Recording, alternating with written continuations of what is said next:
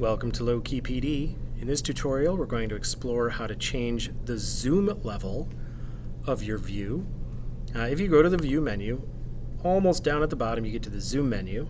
Right now I have it to zoom to fit. That just means that it's going to find an appropriate level of zoom where everything fits. Maybe I don't like it. Let's try 50%. Not very big. Yeah, not happy with that. 100%, how big is it actually?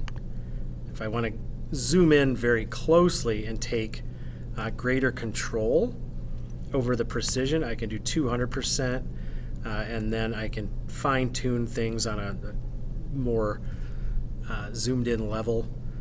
So you can adjust the zoom level that you're viewing the slides with. I'm just going to go right back to fit. It seems normal that way. Feels right.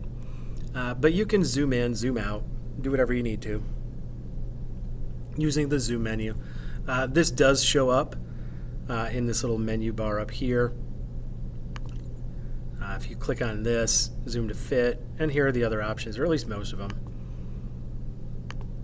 So that's a quicker way to access that, but if you need to be viewing your editable slides with more precision, zoomed in, zoomed out, you can certainly do that.